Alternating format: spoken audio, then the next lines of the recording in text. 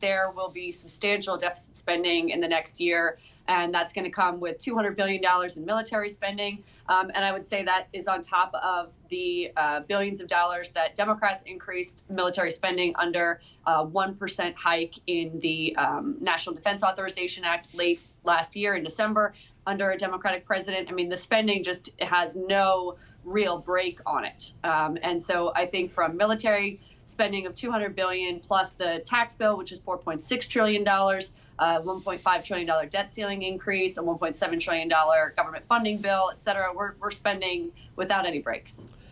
Does President-elect Trump, does he have the support in Congress to get all this stuff done? I think right now we're at something of a high watermark in terms of party unity and enthusiasm and uniting behind Donald Trump. He's not president yet. And one thing to remember is that senators are very jealous and guard their power aggressively. So each one of the 53 Senate Republicans are going to have a voice in what this tax bill looks like. There's going to be 220 House Republicans, all of whom now, with a one-vote majority, are in a position to sink or swim this bill. And so whether that's the SALT caucus, which is 18 members, whether it's the roughly 30 members who support the Inflation Reduction Act, I mean, these guys all very closely guard power. Henrietta, I need to do a surveillance correction. The SALT caucus is 19 members, including John Tucker of Bloomberg surveillance. Henrietta, if we don't get the tax bill the president-elect envisions, what do we get? Some pared back monstrosity, or they just rubber stamp what's already occurred?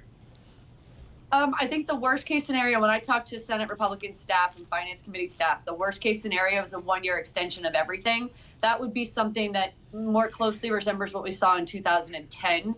You'll recall that the Bush tax cuts at the time were expiring, and there was a deal negotiated by Mitch McConnell, the majority leader, and then Vice President Joe Biden to extend the 0103 tax cuts for 2 years into 2012. That's sort of the blueprint for the default worst case scenario. And when I hear staff talk about it, they say, maybe we just do it for 1 year. That's going to happen in December, right before Christmas, if everything goes pear-shaped. Otherwise, they're going to try to do it for at least 4 years. But more recently, Trump's talking about permanent. Members of the House Republican Conference are talking about permanent. That's 10 years. That's $4.6 trillion.